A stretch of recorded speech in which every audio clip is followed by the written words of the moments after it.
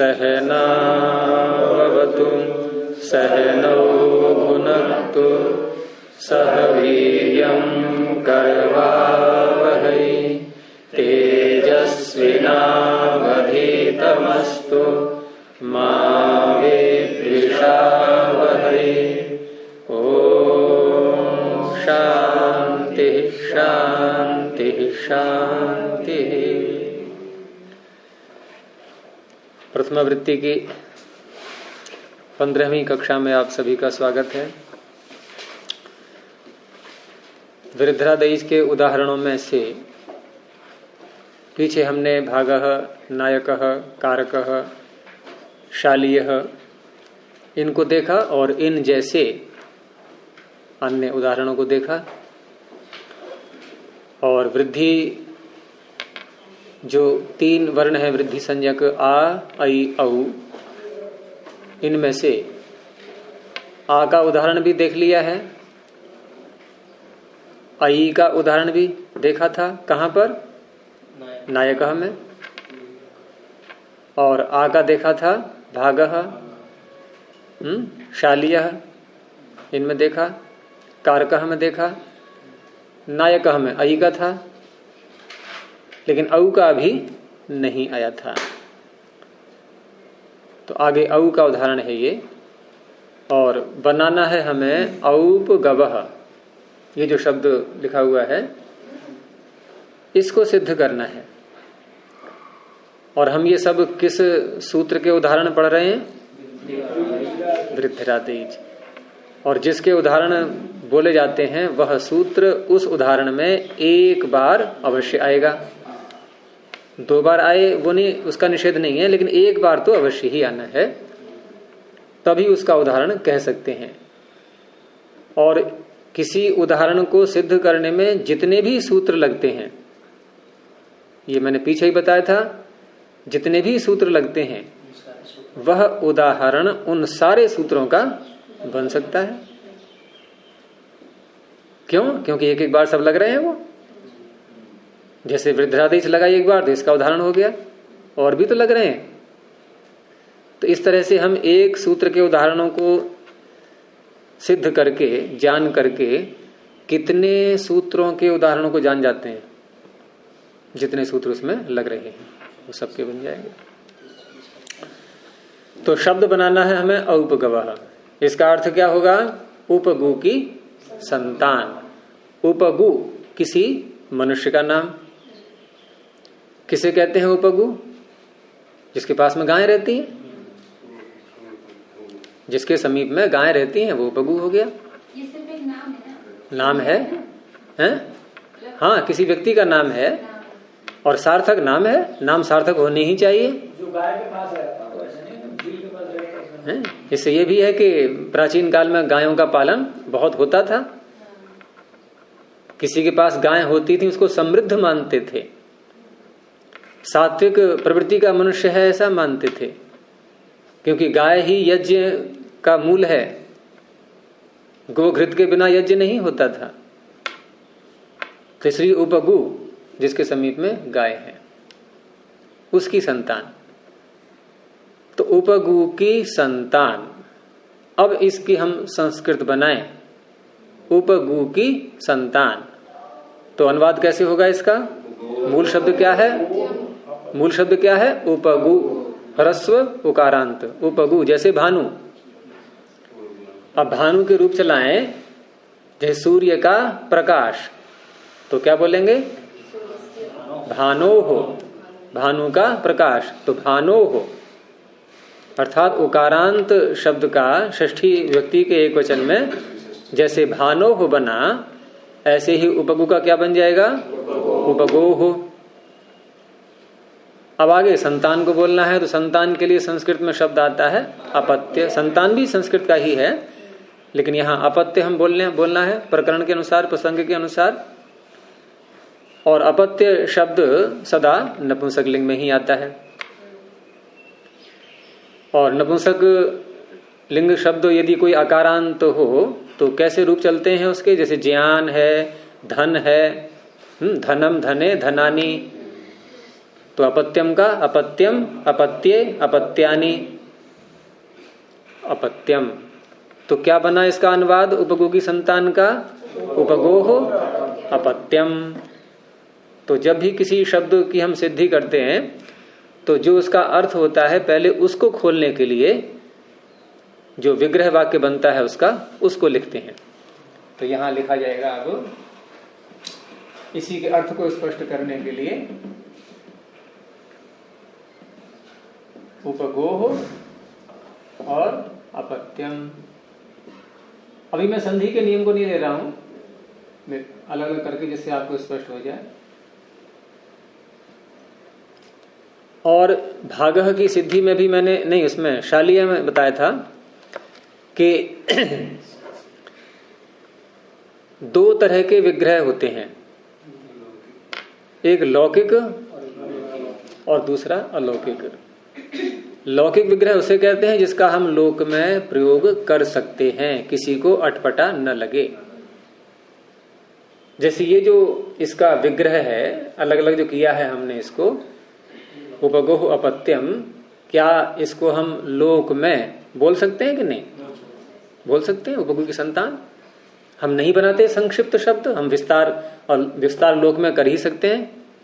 जब किसी शब्द को समझाते हैं विस्तार करते हैं, नहीं, ये विस्तार ही तो है इसका। तो ये लौकिक विग्रह कहलाता है। इसमें दो चीजें आ गई ना, एक संतान और एक उपगु। दूसरा व्यक्ति, मतलब हाँ, लेकिन पूरे वाक्य का अर्थ क्या है? विधेय क्या है? विधेय है इसका संतान। तो आपको गवाह में दोनों आ रहे हैं मतलब। हाँ, इसमें दोनों आ गए, यानी इसका जो अर्थ है वही इसका अर्थ है पूरे वाक्य का। जैसे हमें उपगु की संतान है, कोई बच्चा है और उसको बुलाना है। अब किसी अन्य मनुष्य से कहा हमने कि औपगवम आने, औपगव को ले आओ, क्या लाएगा वो? उपगु की संतान को लाएगा। नहीं, सुनो पूरा वाक्य अभी, उपगु की संतान को लाएगा, यानी औपगव से अर्थ निकल आया वही। अब हमने औपगव नहीं बोला, हमने कहा उपगोह अपत्यम आने। अब क्या अर्थ होगा? उपगु की संतान को ले आओ, दोनों का अर्थ एक है कि नहीं? तो उपगु के लिए कोई भी नाम रख सकते हैं, किसी भी संतान बनाना है। हाँ, सारी संतानें उपगव हो गई, सारी संतानें, क्योंकि एक सामान्य वाचक हो गया ना अब ये। अच्छा, संतान शब्द सबको बोल सकते हैं? नहीं। किसी मनुष्य के 5 बेटे हैं, बेटियां हैं, सब मिला करके सारे अपत्य हैं कि नहीं? तो वही तो शब्द है ये। नहीं, उसके नाम तो बदल सकते हैं उपगु ना। तो फिर दूसरे की संतान आएगी फिर। तो अब मान लो यहाँ उपगु नहीं है, यहाँ उपमन्यु आ गया है, कोई उपमन्यु, तो उपमन्यु की संतान क्या कहलाएगी? औपमन्यव। औपमन्यव, वो ऐसे बन जाएगा है? जैसे वसुदेव की संतान क्या कहलाती है? वासुदेव। अब यहां पर ये प्रत्यय नहीं है, वहां दूसरा प्रत्यय है। संतान अर्थ में बहुत सारे प्रत्यय हैं, यहां जो प्रत्यय आ रहा है वो उससे ये बनेगा। कौन सा प्रत्यय आ रहा है तो आगे देखेंगे अभी। तो इस तरह से किसी व्यक्ति के नाम से संतान का भी हम विशेषण के रूप में कोई शब्द बना सकते हैं। जैसे वसुदेव से वासुदेव बन गया, दशरथ से क्या बनेगा? दाशरथी, था पे छोटी की मात्रा, ये राम के लिए आता है? लक्ष्मण को क्या कहते थे? सौमित्र। यहाँ माँ के नाम से पड़ गया, पिता के नाम से, माँ के नाम से, सुमित्रा की संतान सौमित्र है। हाँ, कुंती की संतान कौंतेय है। बेटी का नाम द्रौपदी, हाँ, द्रुपद की संतान द्रौपदी, यहाँ पिता के नाम से पड़ गया, इनका नाम ही द्रौपदी पड़ गया। कोई बात नहीं, हो जाता है कभी कभी प्रसिद्ध, पिता के नाम से माँ के नाम से ही चल पड़ता है, उसी से लोग पहचान पाते हैं। तो ये सब जो प्रकरण है कि किसी नाम से और संतान अर्थ लेकर के हम जो प्रत्यय करते हैं, ये सारा प्रकरण 4थे अध्याय के प्रथम पाद में ही है, ये अन्यत्र नहीं है। 4थे अध्याय के प्रथम पाद में ही सारा पूरा समाविष्ट है, ये कोई ज्यादा लंबा प्रकरण नहीं है। तो जहां से ही चलेगा हम बताएंगे आज उसके लिए। अभी जो बात चल रही थी कि लौकिक विग्रह और अलौकिक विग्रह, अलौकिक विग्रह तब करते हैं, देखो लौकिक विग्रह तब करते हैं जब किसी शब्द के अर्थ को खोलना होता है, ठीक है, तब तो होगा लौकिक विग्रह। अलौकिक विग्रह तब करते हैं जब उस शब्द की सिद्धि करनी हो, हमें बना कैसे है ये पूरा मूल से लेकर के और अंत तक। जब तक ऐसा नहीं बन जाएगा तब तक हम चलते रहेंगे चलते रहेंगे चलते रहेंगे। तो प्रारंभ जहां से करते हैं वहां से अलौकिक विग्रह करके तब करते हैं। तो अलौकिक विग्रह में करते क्या है, बहुत सरल है कि यहां हमने उपगु में षष्ठी विभक्ति का प्रयोग किया है, षष्ठी का एक वचन, अपत्यम में प्रथमा व्यक्ति का एक वचन, ठीक है। अब यहां क्या करेंगे, हम मूल शब्द को अलग लिख देंगे, उसके आगे वो प्रत्यय लिख देंगे, ये हो गया अलौकिक विग्रह। क्या कठिन है इसमें, तो क्या लिखें बताओ। यहां लिखेंगे ये हो गया उपगु, और आगे ये षष्ठी का एक वचन आता है, ये पक्के होने चाहिए 21 प्रत्यय, इनका ध्यान रखो, इनके बिना गाड़ी नहीं बढ़ेगी आगे। षष्ठी का एक वचन, इनको कॉपी में चार्ट बना करके लिख लो, सु औ जस है, प्रथमा व्यक्ति अम औट शस, ऐसे करके इनको याद कर लो सबको अलग अलग सातों में। और आगे लिखेंगे अब अपत्य, क्योंकि ये मूल शब्द हो गया और ये हो गया सु, ये हो गया अलौकिक विग्रह। अब यहां व्याकरण की प्रक्रिया प्रारंभ हो जाएगी, और क्या बनाएंगे हम, ये ऊपर वाला ये बनाएंगे। अब यहां अलौकिक विग्रह में प्रत्यय को हटा करके मूल शब्द कितने हैं, 2, उपगु और अपत्य।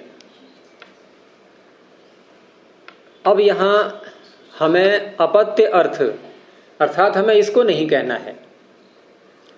देखो इसमें ये अपत्य है क्या शब्द, नहीं है ना, तो जिसको नहीं कहना होता है उसको हम तब नहीं कहेंगे जब उसके अर्थ को कहने वाला कोई प्रत्यय ले आए, उसके स्थान पर किसी और को रखें, वो प्रत्यय ही आएगा उसके स्थान पर।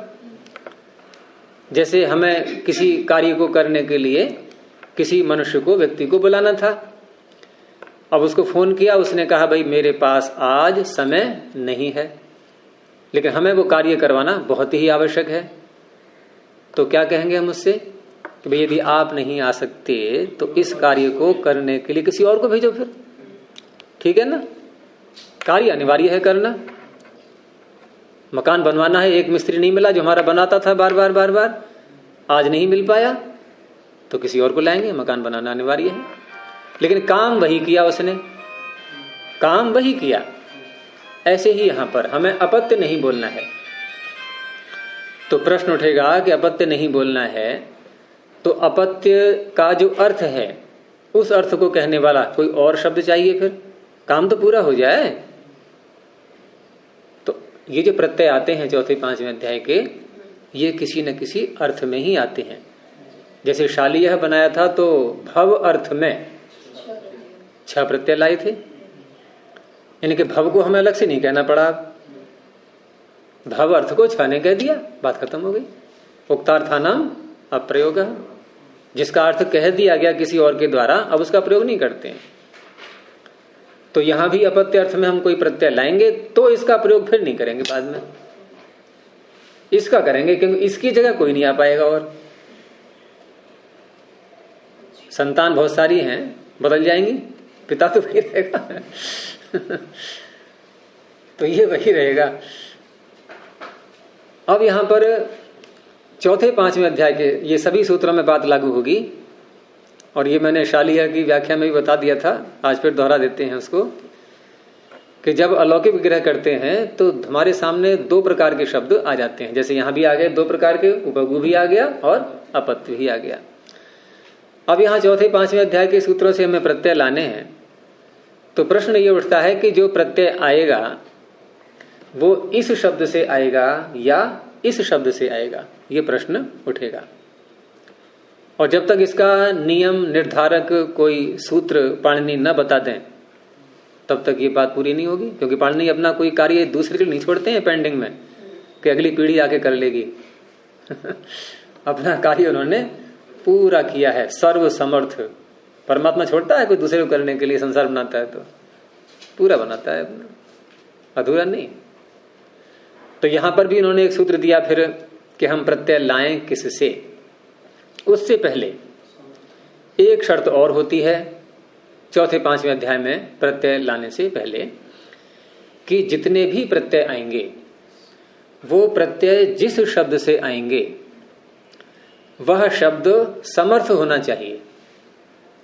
अब समर्थ का अर्थ यहां पर वो नहीं है संपन्न, यहां समर्थ का अर्थ है विभक्ति से युक्त,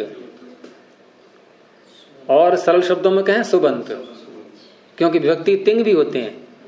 यहां तिंग का प्रकरण नहीं है। चौथे पांचवें अध्याय में तिंगंतों से कहीं कहीं आएगा थोड़ा सा,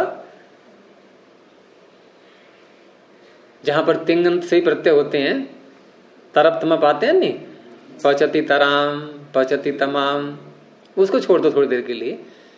तो सारे ही प्रत्यय जो हैं चौथे पांचवें अध्याय में ये सुबंतों से ही होते हैं। प्रातिपदिक से कहा है ना, प्रातिपदिक का अधिकार चल ही रहा है, और धातुएं प्रातिपदिक होती नहीं है। ङ्यंत है, आबंत है, ये भी धातुएं नहीं है, या धातुएं होती हैं ङ्यंत आबंत, ये भी धातु नहीं है, प्रातिपदिक भी धातु नहीं है। तो इसका अर्थ जो भी शब्द आएंगे अन्य, उनके आगे सुप प्रत्यय ही आने हैं। तो यहां शर्त यह है कि प्रत्यय लाने से पहले हमें शब्द के आगे कोई न कोई सुप प्रत्यय लाना होगा, अर्थात केवल मूल शब्द से चौथे पांचवें अध्याय में प्रत्यय नहीं होता। समझ में आ गया? इन केवल उपगु शब्द से प्रत्यय नहीं आ सकता, केवल अपत्य शब्द से प्रत्यय नहीं आ सकता। कैसे आएगा? समर्थ होने पर, और समर्थता कैसे? सुबंत होने से। तो ये दोनों सुबंत हैं, ये दोनों समर्थ हैं, स्पष्ट हो गया? ये दोनों समर्थ हैं। अब ये भी समर्थ, ये भी समर्थ। अब प्रत्यय की बारी आई, ये कह रहा है कि मैं अपने आगे लिखूंगा, ये कह रहा है मैं अपने आगे लिखूंगा, झगड़ा हो गया ना। तो निर्णय करने वाला सूत्र आएगा। तो सूत्र है समर्थानाम प्रथमाद वा, ये बहुत मुख्य सूत्र है ये इस प्रकरण का। और जहां ये सूत्र आया है, इस सूत्र के आगे से ही अब ये नियम चलेगा, जिस नियम की हम चर्चा कर रहे हैं इतनी देर से, कि चौथे पांचवें अध्याय के प्रत्यय सुबंतों से ही आते हैं, समर्थों से ही आते हैं। ये नियम कहां से लागू होगा? इसी सूत्र के आगे से, क्योंकि इस सूत्र से पहले भी चौथे अध्याय के कुछ सूत्र निकल चुके हैं, या नहीं? क्योंकि इसकी संख्या है प्रथम पाद का 82वां सूत्र है या नहीं है? तो कितने सूत्र पीछे निकल गए? 81 निकल गए। उनमें भी कुछ प्रत्यय आए होंगे करने के लिए, हैं? तो वो प्रत्यय भी क्या सुबंतों से हुए थे? नहीं, ये नियम पीछे नहीं लगा उधर। लेकिन अब यही नियम चलेगा पांचवें अध्याय के अंत तक। अब आपको बिल्कुल भी अनुमति नहीं होगी कि बिना सुबंत बनाए हम कोई प्रत्यय ला सकें, ये अनुमति अब नहीं होगी। इसलिए ये अधिकार सूत्र है, ये नियम भी निकाल रहा है, इनकी परिभाषा भी एक प्रकार से निर्णय भी कर रहा है ये, और अधिकार सूत्र भी है। आगे के सभी सूत्रों में आता जाएगा। तो इसने क्या नियम बना दिया कि समर्थानाम, ये षष्ठी कैसी कहलाएगी? निर्धारण में। सत्यपति जी को निर्धारण का खूब अभ्यास हो गया है। एकदम तुरंत उत्तर, निर्धारण में षष्ठी। सूत्र कौन सा है? जो निर्धारण, जिससे पूछो उसी से बोले ना, यतश्च निर्धारणम। और निर्धारण क्या होता है? छांटना। इनमें से ये छांटते ना ऐसे, इनमें से ये, इतने में से ये। तो यहां क्या है? समर्थानाम। समर्थ बहुत सारे हैं, दो तो यही है, देखो, एक ये और एक ये, तीन भी हो सकते हैं। तो समर्थों में समर्थ होने चाहिए, ये भी समर्थ है, ये भी समर्थ है। तो समर्थों में प्रथमात, प्रथम से। प्रथम ये है कि ये है? जो क्रम है यहां पर वाक्य का, और क्रम क्यों रखा गया इसको देख करके, क्योंकि ऐसे ही बोलेंगे अर्थ। कोई कहे नहीं हम अपत्यम को पहले लिख लेते हैं, अपत्यम उपगो, है ना, उसका उत्तर दूसरा आएगा, फिर वो बाद हम बताएंगे। कोई ऐसे लिख भी ले तो यहां प्रथम समर्थ से प्रत्यय होगा। अब ये सूत्र क्योंकि अधिकार सूत्र है तो ये सूत्र इसका अर्थ यहां तो घटेगा नहीं, आगे आकर के ही जो अन्य सूत्र आ रहे हैं उसमें पहुंचेगा और वहां इसका अर्थ पूरा घट जाएगा। अब हम आगे के सूत्रों में, ठीक है हमारे पास समर्थ पद है, प्रथम भी मिल गया, लेकिन अब हम सूत्र बहुत हैं आगे अपने अपने अर्थों में प्रत्यय करने वाले, तो वहां हम कौन सा सूत्र ढूंढें? तो प्रश्न यह है कि पहले हमें करना क्या है ये पता लगा लें। हमें करना क्या है? हमें करना है अपत्य अर्थ को कहने के लिए ये शब्द बनाना है।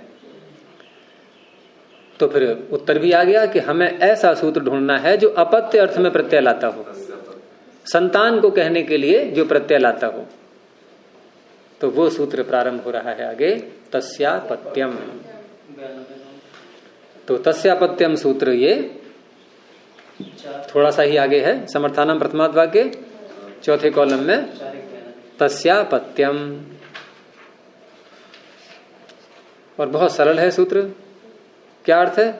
अलग अलग करो पहले। तस्य अपत्यम, तस्य का अर्थ उसका, उसके, उसकी, अपत्यम संतान। संतान को हिंदी में स्त्रीलिंग में बोल देते हैं, उसकी संतान। ये सूत्र का अर्थ हो गया बस। ये सूत्र सिर्फ संतान शब्द के लिए एक ही सूत्र बना रखा है। हाँ, ये सामान्य सूत्र है और इस प्रकरण में ये चर्चा पीछे हो चुकी है कि इस प्रकरण में जितने भी अर्थ निर्देश करने वाले सूत्र आएंगे वो सब सामान्य सूत्र कहलाते हैं। और सामान्य सूत्रों में अनुवृत्ति कौन से प्रत्यय की होगी? जिसका अधिकार पूरे का चल रहा है। जैसे हम यहां पर अण प्रत्यय के अधिकार में प्रवेश कर चुके हैं। अण प्रत्यय का अधिकार कहां से प्रारंभ हो जाता है? ये ठीक उसके आगे है जहां समर्थानाम प्रथमाद् वा है, क्योंकि समर्थानाम प्रथमाद् वा सूत्र बोल दिया और आगे के सूत्रों में अभी प्रत्यय प्रारंभ हुए नहीं, तो चरितार्थ कैसे होगा ये सूत्र? क्योंकि सूत्र कह रहा है समर्थों में प्रथम समर्थ से प्रत्यय होता है, तो बताना पड़ेगा ना प्रत्यय कोई सा। तो आगे प्रत्यय प्रारंभ हो चुके। अब ये जो प्रत्यय प्रारंभ हुए हैं इनकी सबकी सीमाएं हैं, वही मशाल दौड़ चल रही है। कहां तक जाना है किसको? तो ये जाएगा तीसरे पाद के अंत तक है, चौथे अध्याय के तीसरे पाद के अंत तक जाएगा ये। वहां से फिर नया प्रतिद्वंद्वी आ जाएगा। और वहां से क्या प्रत्यय चलेगा फिर? प्राग वहतेश ठक। ठीक है ना, क्योंकि इसने कहा था प्राग दिव्यतः अण, दिव्यत से पहले पहले तक जाएगा ये, वहां से फिर ठक चल पड़ेगा। तो सबके अपने अपने क्षेत्र हैं अलग अलग। अभी हम अण प्रत्यय वाले अधिकार में हैं, उसी के क्षेत्र में हैं। तो उसमें जो जो सूत्र आएंगे कैसे अर्थ निर्देश जिनमें होगा साथ में, कि किस अर्थ में प्रत्यय होता है ये भी साथ में कहा होगा, उसे कहते हैं अर्थ निर्देशक सूत्र। अर्थ निर्देश करने वाला सूत्र। सारे अर्थ निर्देश वाले नहीं है, जो मुख्य सूत्र है आगे तो उसकी अनुवृत्ति जाएगी। तस्यापत्यम हो गया मुख्य सूत्र, इसमें अपत्यम शब्द आ चुका है और अपत्य है ये अर्थ। यही अर्थ निर्देशक है। हाँ, ये अर्थ निर्देशक हो गया। तो इसमें आएगा अण। अब इसकी अनुवृत्ति जिन जिन में जाएगी, फिर सुनो बात के लिए कि मुख्य अर्थ निर्देशक सूत्र, उसमें तो वो प्रत्यय आएगा जिसका अधिकार चल रहा है। अब अर्थ निर्देशक की भी अनुवृत्ति चली आगे, उसका भी अधिकार चला आगे। ठीक है, अब उसके अधिकार में जितने सूत्र आएंगे तो दो बातें होंगी उनमें। एक तो दोबारा अर्थ नहीं बताएंगे वो, क्योंकि जब इसी का अनुवृत्ति जा रही है अपत्यम की, तो दोबारा क्यों बोलेंगे वो। और दूसरी बात, वो हमेशा जिसका अधिकार चल रहा है तस्यापत्यम का, उससे भिन्न प्रत्यय करेंगे, उससे उल्टा ही करेंगे, उसकी बात नहीं मानेंगे वो। तस्यापत्यम कौन सा प्रत्यय करेगा? अण। अब इसके अधिकार में आने वाले सूत्र एक भी अण नहीं करेगा, सब विरोधी हैं उसके, अर्थ वही लेंगे, अर्थ वही लेंगे। बस यही शैली पूरे चौथे पांचवें अध्याय में चलती रहेगी। अपवाद रूप में रहेंगे हाँ, सारे अपवाद कहलाएंगे उसके। और कुछ अर्थ निर्देशक सूत्र ऐसे आएंगे जिनका आगे अधिकार है ही नहीं, तो उनका अपवाद भी कोई नहीं होगा फिर। उनका क्यों होगा अपवाद? फिर अपवाद तभी आएगा जबकि अण ना करना उस अर्थ में, तब अपवाद की अपवाद हो गया। जैसे प्रागदिव्य तो अण कह दिए, तस्य अपत्यम आया। ये अपवाद कहाँ है उसका? नहीं, अपत्य अर्थ में आया। हाँ, फिर इसने क्या है, तस्य अपत्यम ये उत्सर्ग बन गया, उसके अंदर में जो और है वो उसका अपवाद बन जाएगा, वो अपवाद बनेंगे। तो अपवाद का अपवाद कहाँ हुआ? उत्सर्ग का अपवाद हुआ। तस्यापत्यम किसी का अपवाद नहीं है। तस्यापत्यम तो बल्कि उसकी पूर्ति कर रहा है, प्रागदिव्यत्वर्ण की सहायक है उसका, उसी प्रत्यय को ले रहा है वो अपवाद नहीं है।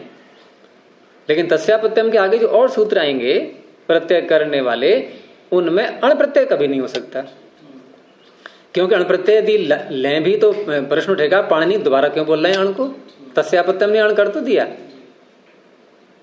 एक प्रत्यय को एक ही सूत्र करेगा ना एक अर्थ में, दो नहीं लगते एक काम के लिए, वो तो निरर्थक हो जाएगा सूत्र फिर।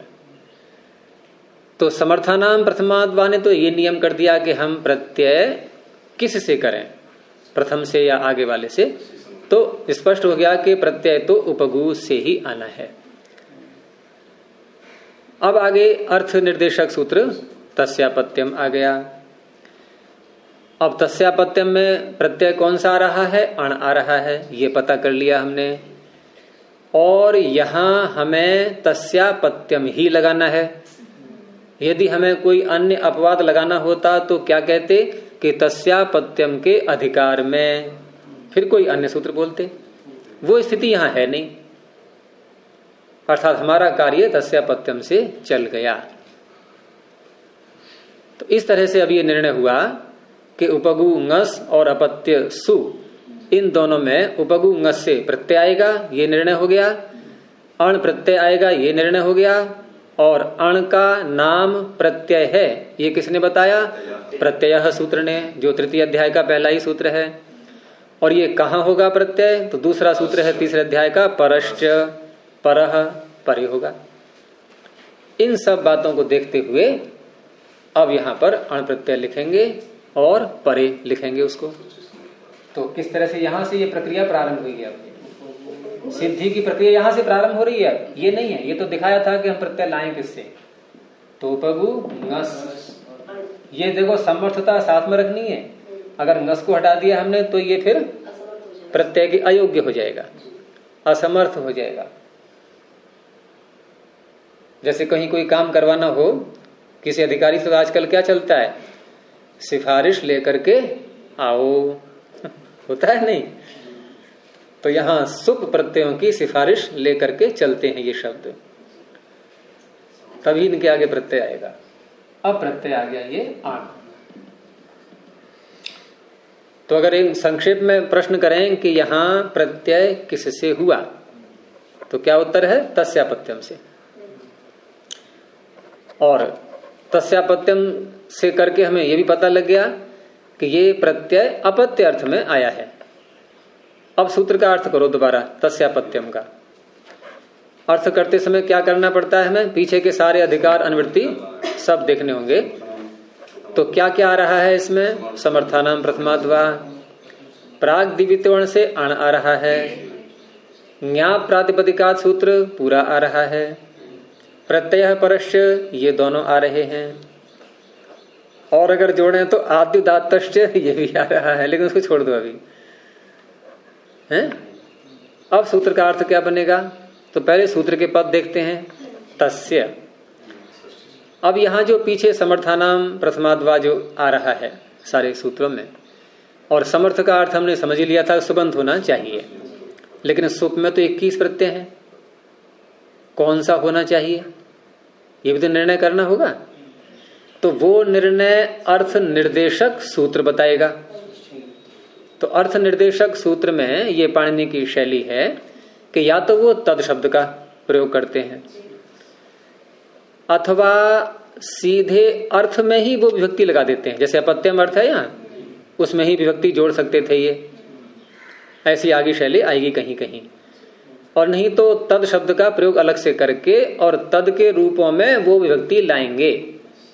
जो विभक्ति हमें, जिस शब्द से हमें प्रत्यय करना है उसमें चाहिए। तो तस्य शब्द में विभक्ति आ गई षष्ठी का एक वचन। अपत्यस्य कर सकते हैं? अपत्यस्य। हाँ, अब यहां पर क्योंकि तस्य अलग से बोल दिया है, तो वैसे हम षष्ठी का अर्थ अब तक क्या करते आ रहे थे के स्थान में, वो बात यहां भूल जाना। चौथे पांचवें अध्याय में वो नियम यहां नहीं चलेगा।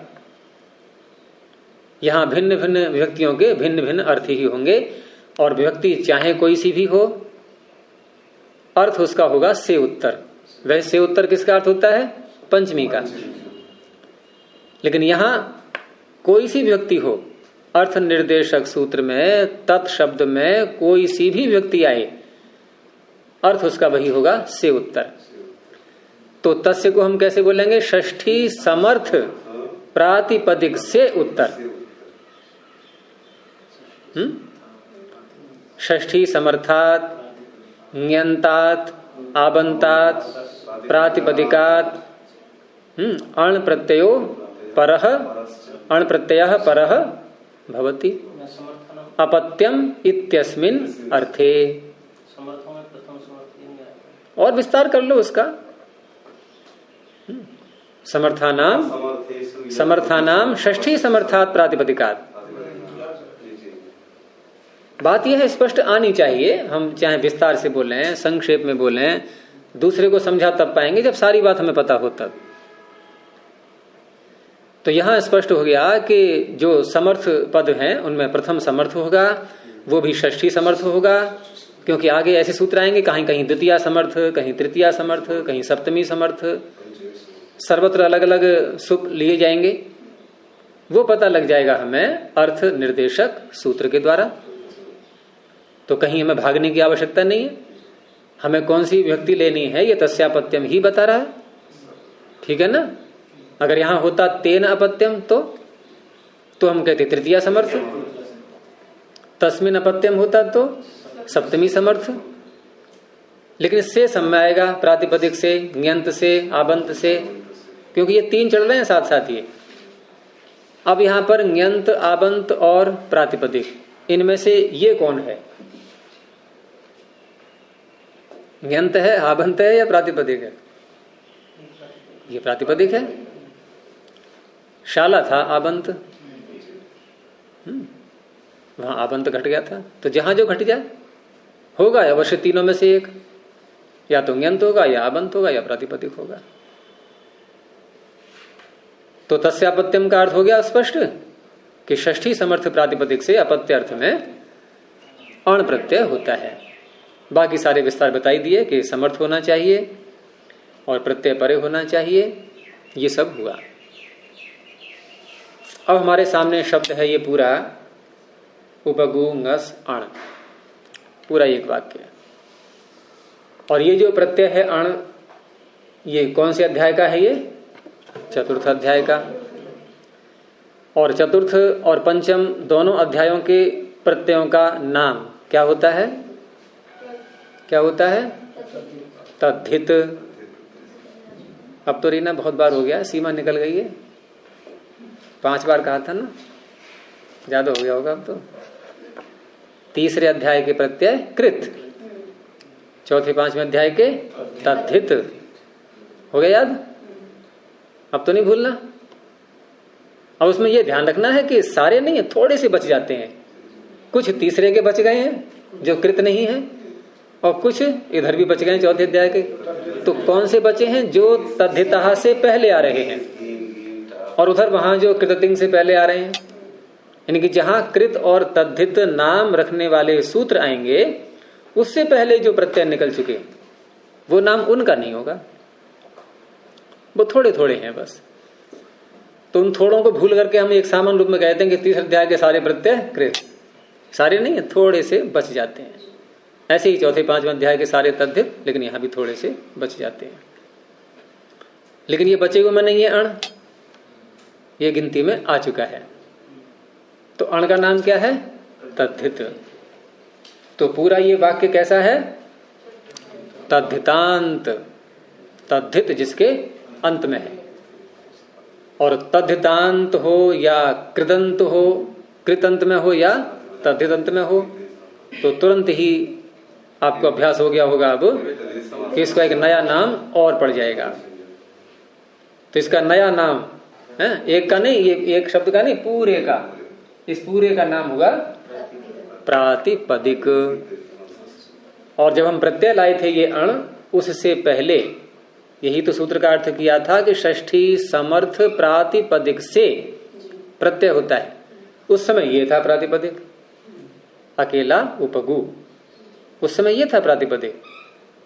अब ये उपाधि पूरे को मिल गई है। अब पूरे को मिल गई, अर्थात अकेला ये भी प्रातिपदिक है और ये पूरा भी प्रातिपदिक है। अब जब ये पूरा प्रातिपदिक आ गया तो मैंने पीछे भी कहा था कि प्रातिपदिक के अंदर कभी भी सुप नहीं रह सकते। सुपों से बहुत दुश्मनी है प्रातिपदिक को, क्योंकि प्रातिपदिक ये कहता है कि अगर तुम्हें आना है, सुपों से क्या कहता है वो, कि अगर तुम्हें आना है तो मेरे दाएं बाएं आओ, बीच में नहीं, है ना। तुम्हें अगर आना है तो मेरे अंदर मत घुसो। जैसे कोई आता है आगंतुक, अब सीधे उसी के बिस्तर पे जाके बैठ जाए वो मकान मालिक कहेगा ठीक है आओ, लेकिन अलग बैठो जरा हट करके। तो प्रातिपदिक अपने अंदर सुपों को कभी भी सहन नहीं करता। और धातुओं का भी यही हाल है, धातुएं भी यही कहती हैं कि अगर आना है तो हट करके आओ हमसे अलग। पास में तो आ सकते हो हमारे, लेकिन हमारे अंदर नहीं घुसोगे।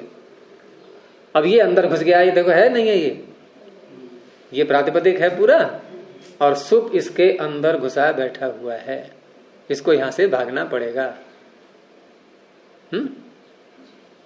तो क्या सूत्र लगाएंगे?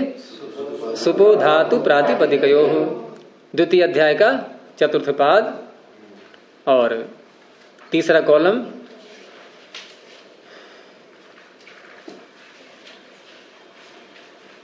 मिल गया? द्वितीय अध्याय चतुर्थ पाद तीसरा कॉलम, सुपो धातु प्रातिपदिकयो। और यहां ये प्रकरण चल रहा है लुक का, और लुक है दूसरे कॉलम में, ण्य क्षत्रियार्ष यतो योनि लुक अणियो हो, लुक शब्द वहां पर है। तो ये आगे आने वाले जो सूत्र हैं, ये लुक जहां से अधिकार चल रहा है, ये सब लुक करते हैं। और लुक किसे कहते हैं तो बताया था पीछे, वो प्रथम पाद में ही है सूत्र, प्रत्ययस्य लुक श्लु लुपः, प्रत्यय के अदर्शन को लुक श्लु और लुप कहते हैं। तो इस तरह से अदर्शन की 4 संज्ञाएं हो जाती हैं, लोप, लुक, श्लु और लुप। अर्थात पाणिनि को यदि किसी शब्द को, प्रत्यय को, किसी अंश को हटाना है तो वो 4 प्रकार से हटा सकते हैं उसको, 4 शब्दों के द्वारा कह करके। और ये सब हैं संज्ञाएं, लोप भी संज्ञा है, लुक श्लु लुप भी संज्ञा है। और काम सबका वही है, अदर्शन, हट जाना, न दिखाई देना। अब सुपो धातु प्रातिपदिक का अर्थ कर लो। तो सुपह, ये कौन सी व्यक्ति? षष्ठी का एक वचन। सुप किसे कहते हैं? 21 प्रत्ययों को। और सुप का रूप चलाया तो फिर उन्हें 21 प्रत्यय में से कुछ लाना पड़ेगा हैं? सुप के आगे सुप आया कि नहीं? नहीं आया समझ में? सुप के आगे सुप आ गया कि नहीं? कहाँ है? सुप धातु प्रातिपदिक है, षष्ठी के 2 वचन है। सुप शब्द है आचार्य, और अभी जो भी हम लगा है सुप, यहाँ ये सुप आया, सुप के आगे सुप आगे षष्ठी आ गया। देखो सबने पकड़ लिया। सुप के आगे सुप आ गया, सुप के आगे षष्ठी का एक वचन आया, नस नहीं आया, तभी तो बनेगा सुपह। यानी सुप के आगे भी सुप है, यानी सुप को भी अधिकार नहीं है तू बिना सुप के रहे। सुप को भी अधिकार नहीं है कि तू बिना सुप के प्रयोग में आ जाए, क्योंकि सुप भी बिना सुप के अपद है, पद नहीं है ये। और अपदम न प्रयुंजीत, जो पद नहीं है उसका हम प्रयोग नहीं कर सकते। अब वो कहे सुप कि मैं तो स्वयं ही सुप हूं, अरे मुझे क्यों नहीं अधिकार देते, पद नाम मेरा क्यों नहीं रखते? तो सुप निगंतम पदम कहता है कि तुम्हें अपने आगे एक सुप और लाना पड़ेगा पहले, भले ही तुम सुप हो। तो सुप हो गया षष्ठी का एक वचन। और धातु प्रातिपदिकयो हो, ये भी षष्ठी का द्विवचन, और ये निर्धारण होगी षष्ठी यहां पर कि धातु और प्रातिपदिक में उनके जो सुप हैं तस्य लुक भवति, उसका लुक हो जाता है, लुक ऊपर से आ रहा है। तो धातु और प्रातिपदिक दोनों को ले लेता है ये एक ही सूत्र। अब यहां हमारे सामने केवल ये प्रातिपदिक है, धातु का नहीं है अभी उदाहरण कोई। तो इसने सुप का लुक कर दिया। लुक किसे कहते हैं? तुरंत वहीं पहुंचेंगे। प्रत्यय से लुक शुलु लुपः, और अदर्शन का नाम हो गया लुक। प्रत्यय से लुक शुलु लुपः सूत्र लगा करके क्या हम अदर्शनम लोपः सूत्र लगाते हैं? जैसे कहीं लोप करते हैं, तस्य लोपः जो हम इत संज्ञा में लगाते हैं, और तस्य लोपः के तुरंत बाद बोलते हैं अदर्शनम लोपः। तो प्रत्यय से लुक शुलु लुपः सूत्र लगा करके क्या अदर्शनम लोपः बोला जाएगा? क्यों नहीं बोला जाएगा? हाँ, उसकी अनुवृत्ति आ रही है उसमें, और उसका अर्थ ही यह है कि प्रत्यय के अदर्शन की लुक शुलु लुप संज्ञा होती है। तो और क्या व्याख्या रहेगी? अब और क्या समझाना है? यही समझाना था। तो इसको लगा के अब उसको नहीं लगाते फिर। तो इसने बता दिया कि लुक यदि कहा है कहीं पर तो उसका अर्थ है अदर्शन, तो इसका अदर्शन कर दिया गया। ये हो गया समाप्त। अब रह गया उपगु और अण। यहां अण का भी अनुबंध हटा देंगे, णकार की हलंत्यम से संज्ञा करके तस्य लोप से लोप हो जाएगा। अब रह गया उपगु और अ। ये स्थिति है, यहां तक आ गए। और ये ध्यान रखना है कि ये जो अ है ये इस अर्थ को लिए हुए है अपने में, ये संतान अर्थ इसी अ में घुसा हुआ है, नहीं तो इस शब्द का अर्थ संतान हो ही नहीं पाएगा। फिर इसका अर्थ उपगु नहीं है। क्या है इसका अर्थ? संतान।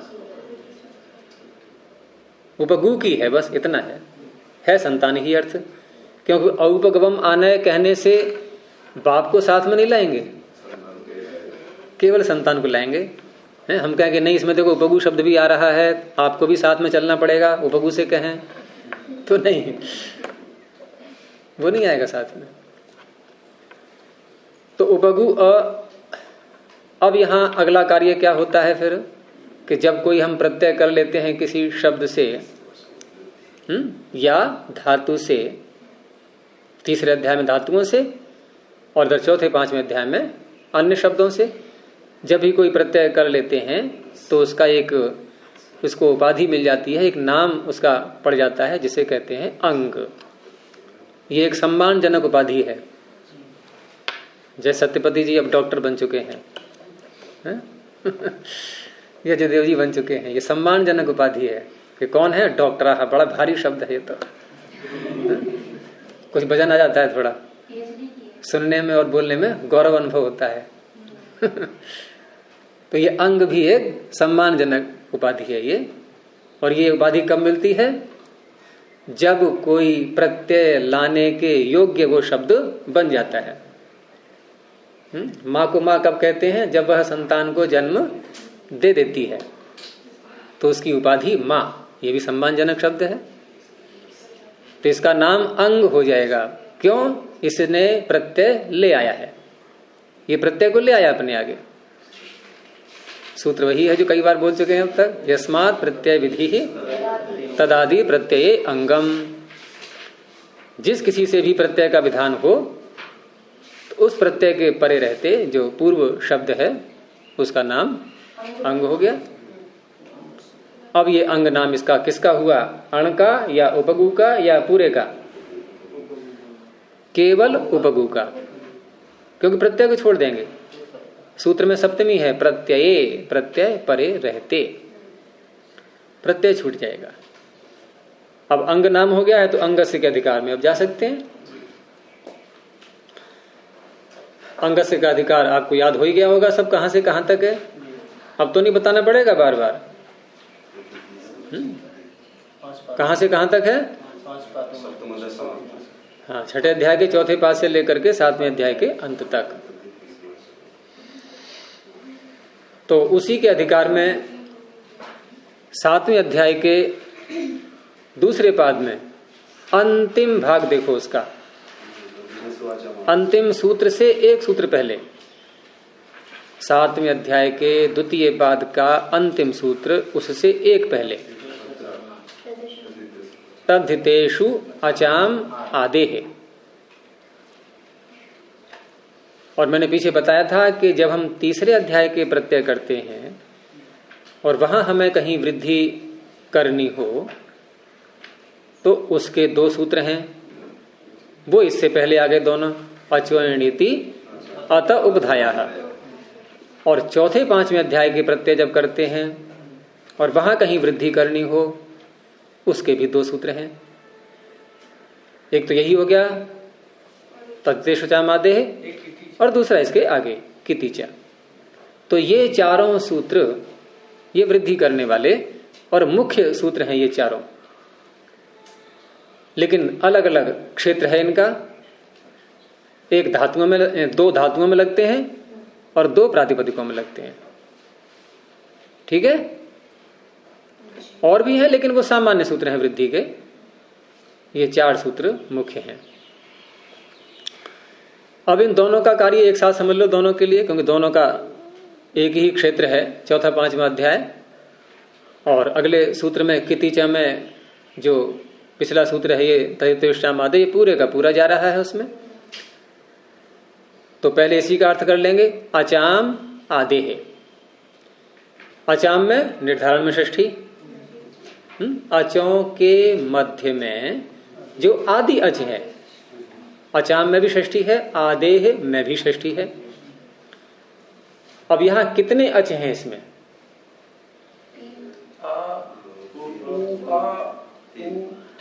तीन है। तो तीन में आदि प्रथम ये है उ, ये अचाम आदेः का अर्थ हो गया। अचों में जो आदि अच, और ये अंगस्य का अधिकार चल रहा है तो, और ये अंग इसका नाम हम रख ही चुके हैं पहले, तो सूत्र का अर्थ बनेगा अंगस्य अचाम आदेः। अंग का जो आदि अच है, अंग में तीन अच हैं, उसमें से जो आदि अच है उसके स्थान में षष्ठी है ना, आदेः, उसके स्थान में क्या होता है? अनुवृत्ति आ रही है मृजेर वृद्धि सूत्र से वृद्धि की। मिल गया मृजेर वृद्धि, ये पूरा वृद्धि का ही प्रकरण है यहाँ। और ये प्रकरण आगे भी जा रहा है तीसरे पाद में। तीसरे पाद के सूत्र भी वृद्धि कर रहे हैं, लेकिन सबके क्षेत्र अलग अलग हैं। अब सूत्र का अर्थ हो गया कि अंगस्य अचाम आदेः स्थाने वृद्धिर भवति, वृद्धि होती है। कब होती है? अब शर्त, तो वो होती है तद्धितेषु, ये सप्तमी आ गई, तद्धित प्रत्यय परे रहते। तो शर्त लागू है, देखो यहां तद्धित प्रत्यय परे है। इसका नाम क्या है? तद्धित। किस सूत्र से? इसका नाम तद्धित किसने रखा? या कहीं अवैध नाम तो नहीं है कहीं ये? हैं? आजकल डिग्रियां बहुत मिल जाती हैं अवैध, वो देखो बिहार में क्या हो रहा है। तो कोई है प्रामाणिक सूत्र जिसने नाम रखा है इसका, या यूं ही इसने अपना बना लिया अपना नाम? जैसे बहुत से लोग सन्यास घर बैठे ले लेते हैं अपने कमरे में बैठ के अंदर ही अंदर। स्वामी श्रद्धानंद जी ने अपने आप ही लिया था, करने के बाद सन्यास कपड़ा उतार के फेंक दिया, लाल कपड़ा पहन लिया था। तो इसका नाम किसने रखा? तद्धित तद्धिताः। चौथे अध्याय के प्रथम पाद का ही सूत्र है, तीसरे कॉलम में नीचे को तद्धिताः, उसने नाम रखा हुआ है, यानी आधिकारिक नाम है ये। तो तद्धित परे रहते अंग के आदि अचों में से जो प्रथम अच है उसको वृद्धि हो जाती है। अब जिसका हम ये उदाहरण पढ़ रहे हैं, ये वृद्धि नाम सुन करके बड़ा अच्छा लगा इसको कि मेरी बारी अब आ गई। जैसे हम लोग कहीं प्रवचन सुनने जाएं और मंच पर जो वक्ता बोल रहा है और प्रवचन में बोलते बोलते महर्षि ध्यान का नाम यदि आ जाए तो हमारे रोंगटे खड़े हो जाएंगे, हाँ हमारे पक्ष में अब ये बोलने वाला है। तो यहाँ इसको भी प्रसन्नता हो रही रुद्राधीश को, क्योंकि इसका काम आ गया ना कि मेरी पूंछ अब होने वाली है। अब मेरे पास ये लोग आएंगे और पूछेंगे वृद्धि किसे कहते हैं, मैं बताऊंगा फिर खुश होकर के। जो प्रधान या मंत्री होंगे ना, उनकी थोड़ी प्रशंसा करने से उनको अच्छा लगता है। सब नाम के भूखे हैं, ये सूत्र भी तो नाम के भूखे हैं अपने, भाई कहीं तो इनका नाम बोला जाए। तो यहां जब कहा कि वृद्धि होती है, तुरंत उसके पास गए, वृद्धि किसे कहते हैं बताओ भाई। तो उसने बता दिया। क्या बताया रीनायस ने, किसे कहते हैं वृद्धि? हाँ, आ आई औ, इन तीन का नाम वृद्धि है। तो अब ये अचों में जो आदि अच है उ, इसके स्थान में ये तीन कैंडिडेट्स आ गए और होना है एक है, तीन आ गए ना ये। तो छटनी कैसे करते हैं? तो वही प्रक्रिया है कि हम स्थाने अंतरतमः सूत्र की सहायता लेते हैं। और स्थाने अंतरतमः ये बताएगा कि जब भी किसी के स्थान में कुछ करना हो, कहीं पर भी करना हो, केवल छठे अध्याय सातवें अध्याय की बात नहीं है, कहीं भी करना हो तो वहां सदा उसे ही करना चाहिए जिससे अधिक से अधिक निकटता मेल हो रहा हो। और लोक में भी ऐसे ही होता है, किसी पद पर किसी दूसरे को लाना हो तो उसी योग्यता वाला दूसरा व्यक्ति आएगा।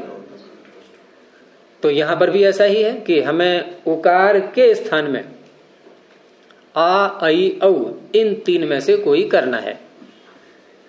अब अंतरतम, सदृशतम, सादृश्य, समानता ये कैसे देखते हैं? स्थान से देखते हैं, गुण से देखते हैं, अर्थ से देखते हैं, प्रमाण से देखते हैं। ये चार मापदंड हैं। सबसे पहले स्थान को देखते हैं। यहां यदि काम चल जाता है हमारा तो आगे अन्य तीन मापदंडों को नहीं अजमाएंगे। अब स्थान देखा हमने उकार का, तो यहां वर्णोच्चारण शिक्षा की आवश्यकता पड़ जाती है तुरंत ही।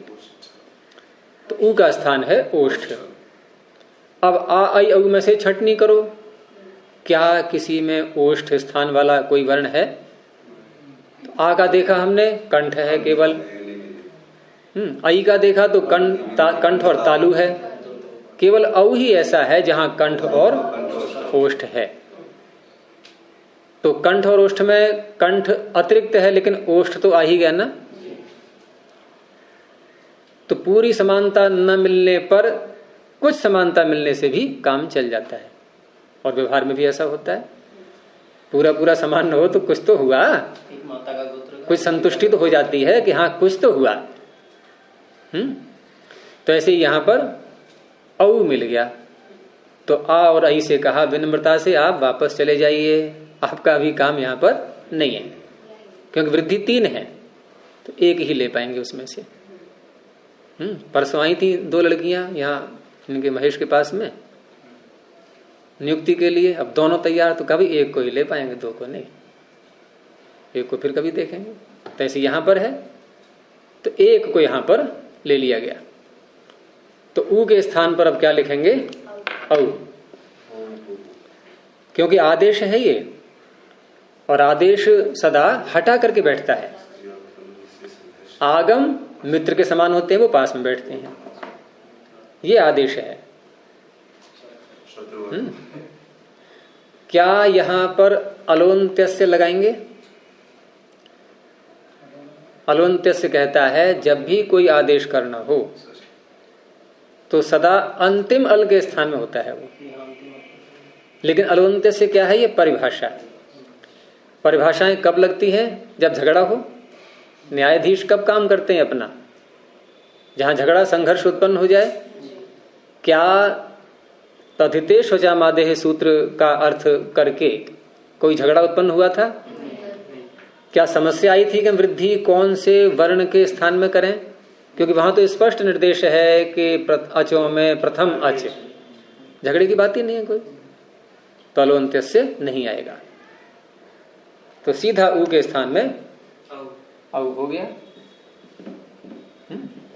अब हमारे सामने ये बन गया शब्द औपगु और अ।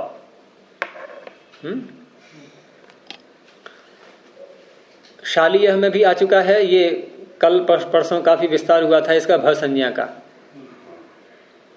उसको आज तो नहीं दोहराएंगे इतना लंबा, बस सामान्य समझ लो कि यचिभम सूत्र से यहां उपगु औपगु शब्द की भ संज्ञा हो गई। क्या अर्थ है यचिभम का, कि यकारादि और अजादि किन में से छांटेंगे, स्वादियों में से, अर्थात पूरे चौथे पांचवें अध्याय के प्रत्यय 5 को छोड़कर, सु औजस और अम औट इनको छोड़कर बाकी सारे प्रत्यय चौथे पांचवें अध्याय के, इनमें से जितने प्रत्यय यकारादि और अजादि हैं उनके परे रहते जो पूर्व शब्द है उसकी भ संज्ञा होगी। ये प्रत्यय स्वादियों में है या नहीं? संदेश, ये स्वादियों में है? क्यों रेखा, कहाँ है? किन्हें कहते हैं स्वादी? चतुर्थ अध्याय के प्रथम प्रत्यय से लेकर 5वें अध्याय के अंत तक उन्हीं में तो आ गया तस्यापत्यम से अण, तो ये स्वादी हो गया। अब स्वादियों में 2 प्रकार के प्रत्यय छांटने में, यकारादि और अजादि। तो ये कैसा है, अजादि। अच्छा है इसके आदि में, या है ही अकेला बेचारा, ये आदि भी है अंत भी है, आद्यंतवद एकस्मिन, सब एक ही है ये। तो अजादि प्रत्यय पर रहते इसका नाम हो गया भ। ये थोड़ा विचित्र नाम है भ, बस कोई अर्थ नहीं है इसका, ऐसे नाम ही है बस केवल। जैसे व्यवहार में नहीं नाम रहते, टिंकू पिंकू इत्यादि नाम रहते हैं, ऐसे है ये भी छोटा सा नाम भ। तो भस्य के अधिकार में अब हम कोई सूत्र ला सकते हैं, और भस्य का अधिकार 6ठे अध्याय के चौथे पाद में और प्रथम कॉलम में ही, जहां से चौथा पाद शुरू होता है 6ठे अध्याय का, तो 2 पृष्ठ पलट जाओ, उसके बाद जो प्रथम कॉलम आ रहा है उसी में आधे से थोड़ा सा ऊपर को भस्य मिल गया। तो भस्य के अधिकार में, ये तो अधिकार सूत्र है, ये काम कुछ नहीं करेगा, आगे पहुंचेगा सूत्रों में और वहां इसका अर्थ होगा। तो सबसे नीचे पहुंचो यस्येति च, वो नहीं दूसरे कॉलम के प्रारंभ में यस्येति च, अर्थ इसका हो चुका है यस्य, इकार और आकार का, भ संज्ञक अंग के, क्योंकि अंग से भी चल रहा है साथ में, यहाँ अंगस्य के अंतर्गत है ये भस्य। तो भ संज्ञक अंग के इकार और नहीं, ये नहीं लगाएंगे यहां पर, इसको नहीं, इसी भस्य के अधिकार में और गुण सूत्र आएगा, क्योंकि यहां इकार आकार है ही नहीं। अगर यहां होता इकार आकार तो ये बिना लगे नहीं मानता। यहां तो ऊ है, ना इकार है ना आकार है, तो और गुण ओह, ऊ का षष्ठी ओह।